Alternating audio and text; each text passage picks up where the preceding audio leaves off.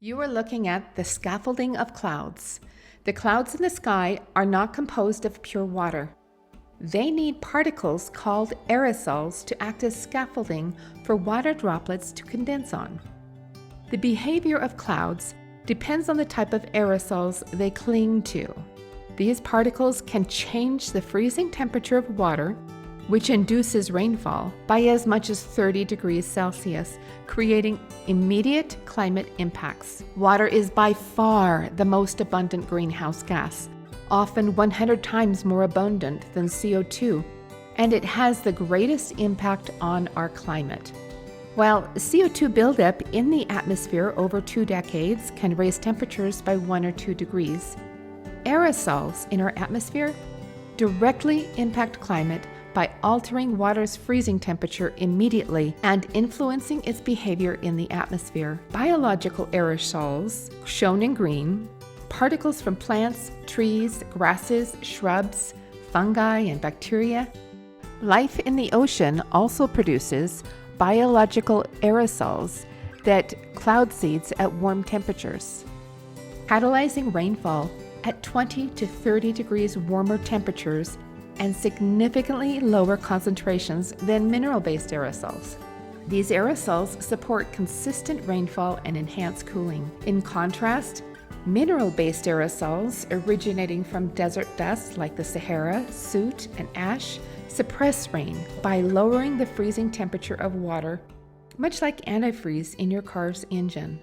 Clouds formed on mineral aerosols often condense and evaporate repeatedly, sometimes without producing any actual rainfall. The bare ground below creates a heat bubble, further suppressing precipitation. Plants do more than provide shade and greenery, they actively support rainfall. Biological aerosols seed clouds and promote rainfall at warmer temperatures. Once this rain falls, it is absorbed by the soil, taken up by the plants, and transpired again into the atmosphere, where it continues the cycle of cloud formation and precipitation. This process, driven by vegetation, is part of the biotic pump, a natural system where plants release water vapor and bioaerosols, creating a self-sustaining cycle of evaporation, cloud formation, rainfall, and transpiration. The biotic pump regulates local and regional climates, maintaining consistent rainfall patterns and cooling the surface. Every blade of grass and every leaf on vegetation cools the earth while producing rain-making bacteria like Pseudomonas syringae. These bioaerosols seed clouds efficiently, even at low concentration, making vegetation a critical driver of the water cycle and rainfall. I call clouds that form primarily on mineral dust litho clouds, and those that form on biological aerosols flora clouds. Litho clouds are higher and thinner, trapping heat in the atmosphere, while flora clouds are known to be brighter and lower, reflecting solar radiation back into space and providing a cooling effect. The suppression of rain by litho clouds often leads to a feedback loop. Hotter air holds more water vapor, trapping heat and filling the water bladder of the sky to a violent breaking point. When this hot air meets cooling formations of vegetation with bioaerosols, sudden ice nucleation occurs, resulting in massive storms, hailstones, and tornadoes. This dynamic is particularly evident in North America, in central United States, where the dry air from the west meets the moist air from the east. Severe weather events like tornadoes and massive hailstorms occur. Bare ground in the western plains contributes mineral dust to the atmosphere, suppressing rainfall until the hot, dry air collides with the moist air from the east. This leads to a sudden, dramatic rainfall, unloading often during plowing season, which coincides with peak hail and tornado activity.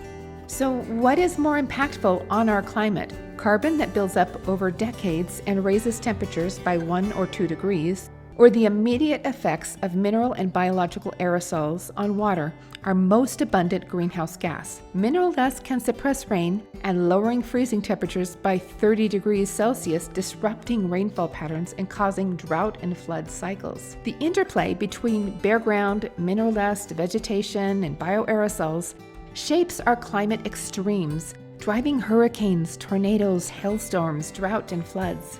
This conflict highlights the urgent need to restore vegetative cover to stabilize the climate. Let's not forget that plants eat CO2 for breakfast.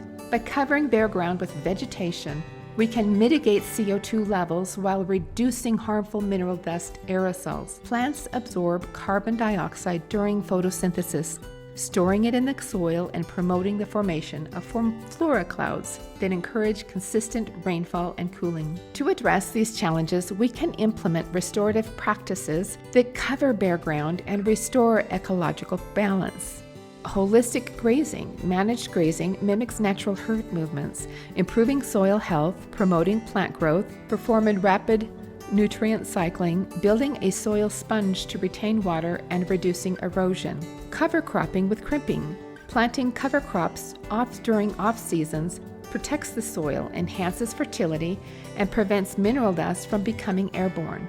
Low-till, no-till farming protects soil structure, reduces erosion, retains moisture, and fosters rich carbon-sequestering soil for resilient agriculture. Agroforestry, integrating trees with crops and livestock boosts biodiversity, improves water cycle, and sequesters carbon while improving wind and sun protection and extremes. Water retention landscapes, designing landscapes to capture and retain water enhances groundwater recharge, supports vegetation, and reduces runoff. Planting mangroves on coastlines. Mangroves protect against coastal erosion, support marine ecosystems, and absorb significant amounts of CO2. Restoring ocean life. Protecting marine ecosystems, safeguarding marine ecosystems enhances bioaerosol production, which seeds clouds and regulates climate and supports the water cycle. By adopting these restorative practices, we can green deserts, reduce harmful aerosols, and enhance beneficial aerosols. This not only mitigates CO2 levels, but also promotes a more stable and balanced climate. Through collaboration and action, we can harness nature's mechanisms to combat climate extremes and foster a healthier planet.